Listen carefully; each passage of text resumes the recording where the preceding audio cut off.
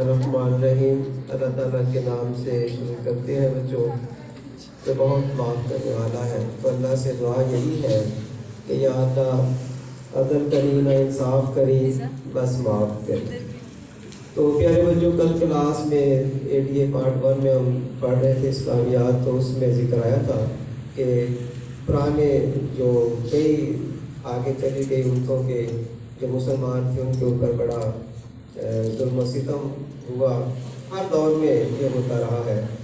تو میں نے بچوں سے وعدہ کیا تھا کہ ایک واقعہ صبح اسمبلی میں سناؤں گا، اصحاب اخدود کا واقعہ۔ بچوں یہ سورہ البروج یہ سپارہ 30 ہے، اس میں ہے۔ تو یہ 2 لائنوں میں اللہ تعالیٰ نے قرآن پاک میں ذکر کیا ہے، لیکن واقعے کی تفصیل زیادہ ہے۔ اللہ تعالیٰ فرماتے ہیں کہ لعنت ہو ان کھائی والوں پر جنہوں نے آگ بھڑکائی ہوئی تھی اور ان کے کناروں پہ بیٹھ کے کہہ لگا رہے تھے، اور وہ خود گواہ تھے کہ وہ مسلمانوں کے اوپر کتنا ظلم کر رہے تھے۔ اب یہ اشارہ ہے ایک واقعے کی طرف، تو اس کی تفسیر جو ہے وہ کچھ اس طرح ہے۔ حضرت صہیب رضی اللہ عنہ اس کی تفسیر میں بتاتے ہیں کہ اگلی امتوں میں ایک بادشاہ تھا، اگلی مطلب جو پہلے ہم سے گزر چکی ہیں، تو ان میں ایک بادشاہ تھا جو خدائی کا دعویٰ کرتا تھا، اپنے آپ کو خدا کہلواتا تھا۔ یہ بچوں آپ نے اپنے ذہن میں بات رکھنی ہے کہ اللہ تعالیٰ جب بہت زیادہ طاقت دے دیتا ہے، بہت زیادہ دولت دے دیتا ہے، تو انسان کے دماغ میں پہلا خناس جو بنتا ہے وہ یہی ہوتا ہے کہ بس میں ہی خدا ہوں، میں ہی سارا کچھ ہوں۔ تو اس بادشاہ نے خدائی کا دعویٰ کیا، تو اس کے دربار میں، مصاحبوں میں، اس کے وزیروں میں ایک بہت بڑا جادوگر بھی تھا۔ تو ایک دن وہ جادوگر کہنے لگا کہ بادشاہ سلامت، میں تو بوڑھا ہو گیا ہوں، پتہ نہیں میری زندگی کتنی ہے، میں مر جاؤں گا، تو پھر تمہارے پاس اس طرح کا بندہ، میرے جیسا کوئی جادوگر نہیں ہوگا، تو تم اس طرح کرو کہ مجھے کوئی ایک ذہین سا، اچھا سا، ہوشیار سا لڑکا دو، تاکہ میں اس کو اپنا جادو جو ہے اس کی طرف منتقل کر دوں، اس کو سکھا دوں تاکہ بعد میں وہ تمہارے کام آئے۔ تو بادشاہ نے ایک بڑا خوبرو نوجوان بچہ جو بڑا ذہین تھا اس کو منتخب کیا، اور وہ روز جو ہے اس جادوگر کے پاس اس بچے کو بھیجتا کہ جاؤ جا کے اس سے جادو سیکھ جاؤ۔ تو بچہ جادوگر کے پاس جب جاتا، سفر کر کے میل کا یا 2 میل کا سفر کر کے وہاں جاتا، تو اس سے جا کے جادو سیکھتا۔ ایک دن راستے میں اس کی ملاقات ایک راہب سے ہو گئی، وہ بھی ادھر گرانے میں اللہ اللہ کر رہا تھا۔ راہب اس بندے کو کہتے ہیں جو بیٹا دنیا کو چھوڑ چھاڑ کے صرف اللہ کو یاد کرنے کے لیے ویرانوں پہ نکل جائے، تو اس کو راہب کہتے ہیں۔ لیکن اسلام راہبانیت کی جو ہے وہ نفی کرتا ہے، ہمیں راہب بننے کی اسلام جو ہے وہ نہیں اجازت دیتا۔ تو بہرحال وہ لڑکا جو ہے وہ ایک دن راہب کے پاس رک گیا، تو راہب نے اس کو اللہ کا میسج دیا، اللہ کا پیغام دیا، اللہ کا صحیح تصور دیا۔ اس کو کہا کہ اللہ تعالیٰ جو ہے وہ بہت بڑی ذات ہے، اللہ تعالیٰ ایک ہے، یہ جو بادشاہ اپنے آپ کو رب کہتا ہے، یہ کوئی رب نہیں ہے۔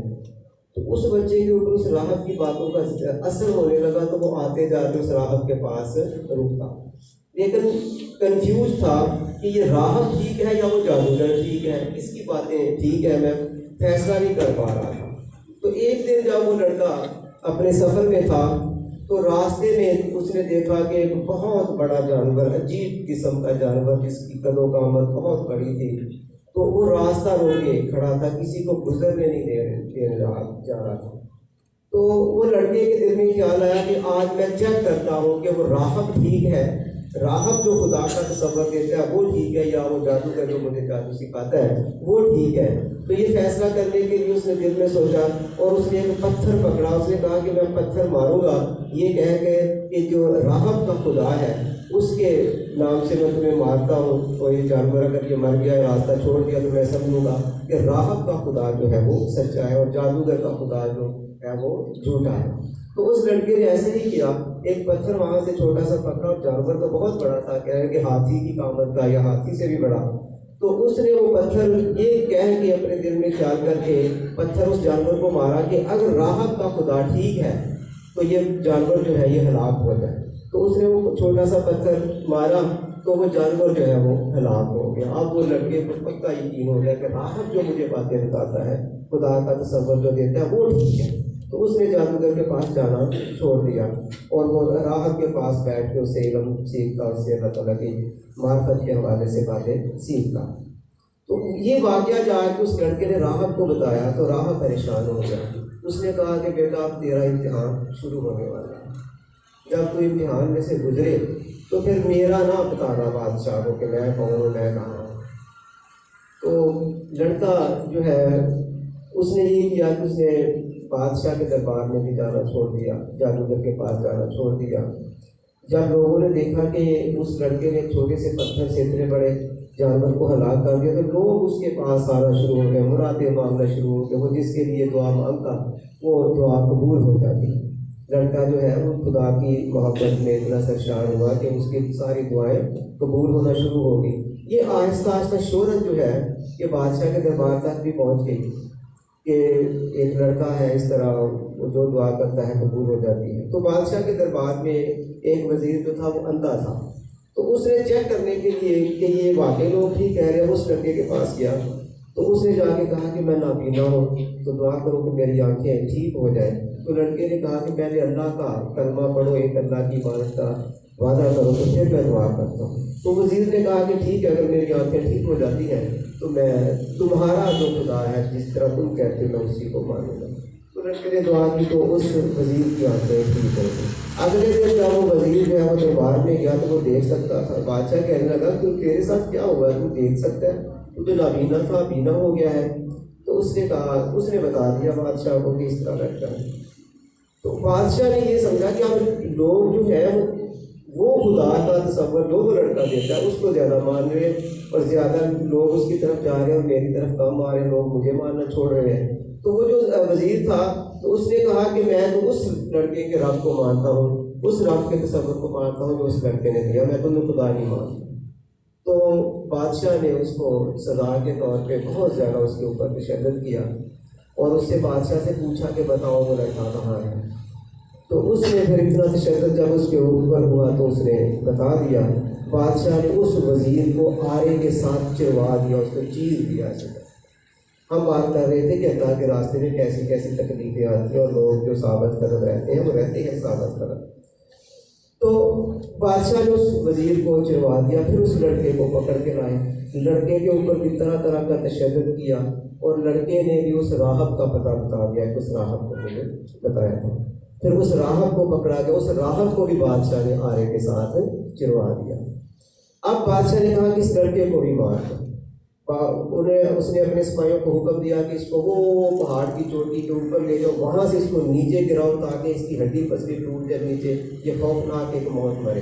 تو وہ جو سپاہی تھے اس لڑکے کو لے کے بعد پہاڑ کے اوپر گئے تو جا کے انہوں نے اس کو دھکا دینے والے تھے تو لڑکے نے دعا کی کہ یا اللہ مجھے اس کے شر سے بچا لے۔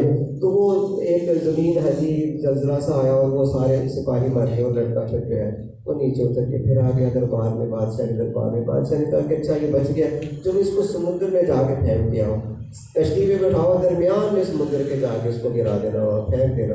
تو وہ لے کے گئے تو وہاں جا کے پھر لڑکے نے دعا کی، وہ کشتی بھی ڈوب گئی اور لڑکا بچ گیا۔ پھر وہ بادشاہ کے دربار میں آ گیا، لوگ یہ دیکھ رہے تھے سارے اور وہ سمجھ رہے تھے کہ یہ لڑکا سچا ہے اور اس کا خدا بھی سچا ہے۔ تو لڑکا کہنے لگا تم مجھے مار نہیں سکتے ایسے، اگر تم نے مجھے مارنا ہے تو مجھے سولی پہ چڑھا دو۔ تو بادشاہ نے کہا کہ تمہیں چھوڑنا نہیں، مارنا تمہیں۔ تو اس نے اس کو سولی پہ لٹکا دیا اور پھر اپنے سپاہیوں سے کہا کہ جسم کے اوپر تیر چلاؤ اور اس کو مار دو۔ تو اسی طرح اس کو لڑکے کو شہید کر دیا گیا۔ جب لوگوں نے دیکھا تو بہت سے لوگ جو ہیں وہ مسلمان ہو گئے، اس دور کے مسلمان اللہ کو ماننا انہوں نے شروع کر دیا۔ اب بادشاہ کو یہ چیز اور بری لگی، اس نے کہا کہ جو اللہ کا نام دے گا میرے سوا اس کو پکڑ کے لاؤ۔ اس نے بہت بڑی ایک کھائی جو تھا، کھڈا جو تھا جس کو کہتے ہیں، وہ کھدوایا اور اس میں بہت بڑی آگ جو ہے وہ جلائی۔ وہ کہتا کہ جو میرے سوا کسی دوسرے خدا کو مانے گا، جو اپنے آپ کو مسلمان کہے گا، اس کو لاؤ اور اس کو اس آگ میں ڈال دو۔ وہ کناروں پہ آگ کے کناروں پہ بیٹھ گئے سارے، بادشاہ بیٹھ گیا تو جو مسلمان جتنے تھے ان کو پکڑ پکڑ کے ایک ایک کر کے وہ آگ میں جلانا شروع ہو گیا۔ 77 اس نے مسلمان جو تھے وہ آگ میں جلائے، 77۔ تو جب ایک عورت اور اس کے گود میں چھوٹا سا بچہ تھا، ابھی 3-4 ماہ کا بچہ، تو جب اس عورت کو پکڑ کے آگ میں ڈالنے لگے تو وہ جو عورت تھی وہ تھوڑا سا لڑکھڑا گئی، تھوڑی سی گھبراہٹ اس کو ہوئی، کہنے کہ پریشان ہو گئی.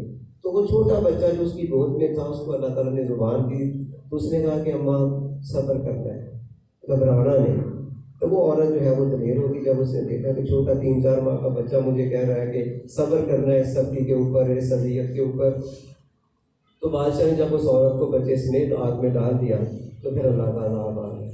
وہ جو آگ انہوں نے کھائی میں جلائی ہوئی تھی اس کے شعلے باہر نکلے، اور جتنے بھی وہ بادشاہ اور اس کے وزیر مشیر جتنے بیٹھے ہوئے تھے چاروں طرف بیٹھ کے کہہ لگا رہے تھے، سب کو اللہ تعالیٰ کے عذاب کی آگ نے جلا کے راہ کر دیا. تو اس طرح کے بچوں واقعات ہیں قرآن پاک میں، حیرت انگیز واقعات ہیں. ہم بات کر رہے تھے کہ اللہ کی راہ پہ جو چلنے والے ہیں ان کے اوپر بہت سی سختیاں آتی ہیں، اللہ تعالیٰ ان کا امتحان میں سے ان کو گزارتا ہے، اور وہ جو لوگ ثابت قدم رہتے ہیں تو پھر ان کے لیے اللہ تعالیٰ نے انعامات کی بہت زیادہ رکھے ہوئے ہیں. اللہ تعالیٰ ہمیں اپنے راستے پہ چلائیں اور ثابت قدم رہنے کی توفیق دے.